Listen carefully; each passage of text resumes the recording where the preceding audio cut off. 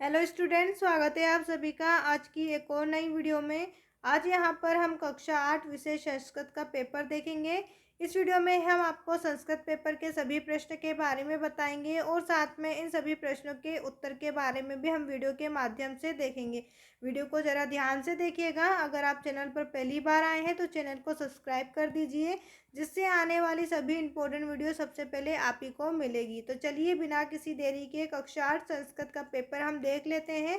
राज्य शिक्षा केंद्र मध्य प्रदेश भोपाल अर्धवार्षिक मूल्यांकन विषय संस्कृत कक्षा 8वीं का पेपर है। यहाँ प्रश्न नंबर 1 में पूछा है वराहमिहिरस्य जन्म कदा अभवत्। वराहमिहिर का जन्म कब हुआ था? उत्तर आपका रहेगा 499 ख्रीस्ताब्द। 499 में वराहमिहिर का जन्म हुआ था। प्रश्न नंबर 2 है उद्योगे किम न अस्ति। उद्योग में क्या नहीं होता है? तो दारिद्र्यम। ऑप्शन ए आपको टिक करना है। नंबर 3 है विवेकानंद जन्म ख्रीस्ताब्दे अभवत्। विवेकानंद का जन्म कौन से सन में हुआ? यहाँ पर हम लिखेंगे 1863 में विवेकानंद का जन्म हुआ था। अब इसके बाद अगला प्रश्न है प्रश्न नंबर 4, चंद्रशेखर वीरगति प्राप्त। चंद्रशेखर ने वीरगति को कहाँ पर प्राप्त करा? यहाँ पर हम लिखेंगे इलाहाबाद नगरे या फिर प्रयाग नगरे भी आप उसे कह सकते हैं। नंबर 5 है भवंती पदे धातु भवती। भवंती पद में धातु बताना है, तो यहाँ पर हम लिखेंगे भव।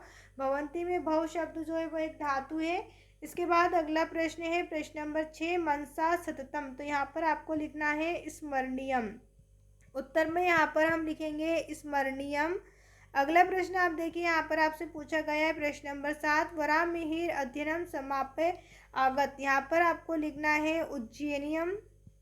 उत्तर आपका यहाँ पर रहेगा उज्जैनियम। अगला प्रश्न आप देखिए, यहाँ पर आपसे पूछा गया है प्रश्न नंबर 8, मित्रम एवं कार्य साध्यति। यहाँ पर आपको लिखना है मित्रस्य।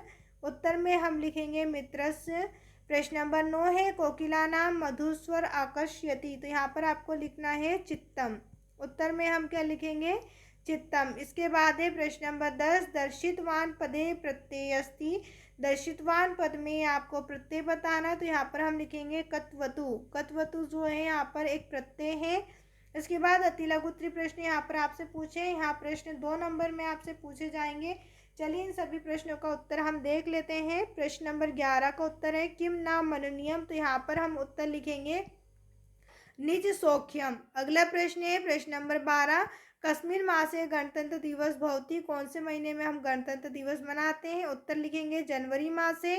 प्रश्न नंबर 13 है ओरछा नगर से स्थापना केन कृता। ओरछा नगर की स्थापना किसने की? उत्तर में हम लिखेंगे रुद्र प्रतापेन। रुद्र प्रताप ने ओरछा नगर की स्थापना की। प्रश्न नंबर 14 है यूना प्रेरक पद प्रदर्शक का। तो यहाँ पर हम उत्तर लिखेंगे स्वामी विवेकानंद। उत्तर में आपको बता देना है स्वामी विवेकानंद। प्रश्न नंबर 15 है अधिकृत पदे प्रत्यय अस्ति। अधिकृत पद में कौन सा प्रत्यय यहाँ आपको बताना है?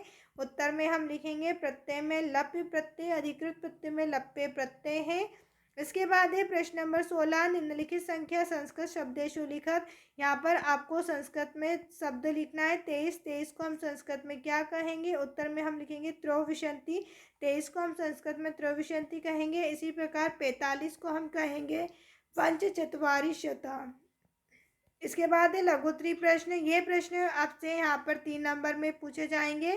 प्रश्न नंबर 17 है। इस प्रश्न को करने से पहले अगर अभी तक आपने हमारे चैनल को सब्सक्राइब नहीं किया है तो चैनल को सब्सक्राइब कर दीजिए और साथ में इस वीडियो को लाइक करके अपने सभी दोस्तों के साथ भी शेयर कर दीजिए।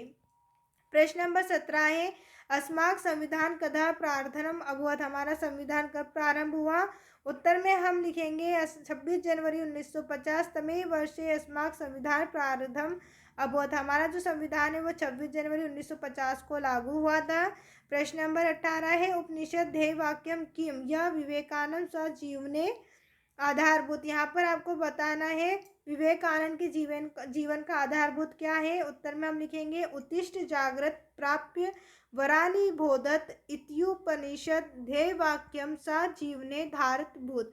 यहाँ पर जो है स्वामी विवेकानंद का आधारभूत ये था कि उत्तिष्ठ जागृत उठो और लक्ष्य प्राप्ति तक मत रुको। यहाँ पर आपको इस प्रकार से उत्तर बताना है। अब प्रश्न नंबर 19 में आपसे पूछा है वसंतोत्सव किम किम उद्घोषयति। यहाँ पर हम उत्तर लिखेंगे वसंत उत्सव भारतीयानाम उत्सव प्रियताम शास्त्रीय सामाजिक तथा वैज्ञानिक चिंतम अपि घोषयतम। अगला प्रश्न है यहाँ पर प्रश्न नंबर 20 है, निर्देशानुसार लिखत पंचवटी शब्दे समास लिखत। पंचवटी में आपको समास लिखना है, तो यहाँ पर ये द्विगु समास है। इसके बाद है नंबर 2, बालिका धावंती इति वाक्य शुद्ध कुरुद। यहाँ पर आपको इस वाक्य को शुद्ध करना है। यहाँ पर हम लिखेंगे बालिका धावती।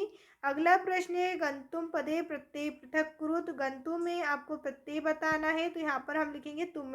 गंतु में जो है वो तुमुन प्रत्यय है। इसके बाद प्रश्न नंबर 21 है, निम्नलिखित संख्या संस्कृत लिखत।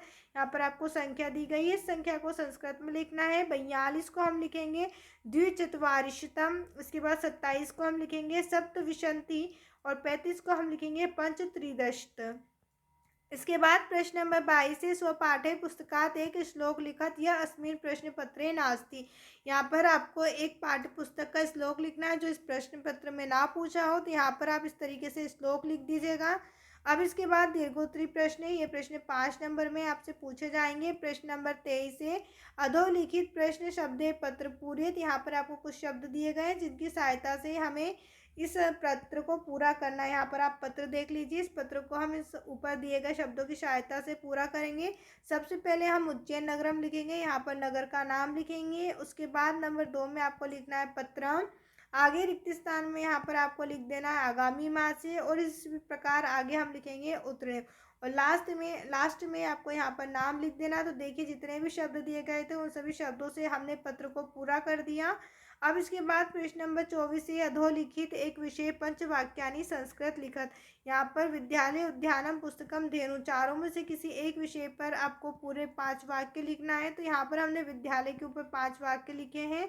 नंबर 1, मम विद्यालय नाम शासकीय उमा विद्यालय अस्ति, मेरे विद्यालय का नाम। यहाँ पर आपको अपने विद्यालय का नाम लिखना है। इसके बाद विद्यालय भवन अति सुंदर अस्ति, विद्यालय का भवन बहुत ही सुंदर है। नंबर 3, मम विद्यालय विशाल क्रीड़ा क्षेत्र अस्ति, मेरे विद्यालय में एक बड़ा खेल का क्षेत्र है। नंबर 4, विद्यालय एक पुस्तकालय अस्ति, विद्यालय में एक पुस्तकालय है। और नंबर 5, मम विद्यालय एकम रम्यम उद्यानम अस्ति, मेरे विद्यालय में एक उद्यान का क्षेत्र भी है। इसके बाद प्रश्न नंबर 25 है, अधोलिखित पठित्वा प्रश्नाम उत्तराणी संस्कृत लिखत। यहाँ पर आपको पद्यांश दिया हुआ, इस पद्यांश को पढ़ लीजिए। उसके बाद हम नीचे के प्रश्नों के उत्तर लिखेंगे। प्रश्न है, आपतस्सु का जानिए, तो यहाँ पर हम लिखेंगे मित्रम। युद्धे का ना जानिए, तो यहाँ पर हम लिखेंगे शुरम। इसके बाद है क्षीणेषु वित्रेषु का जानियत, यहाँ पर हम लिखेंगे भार्या।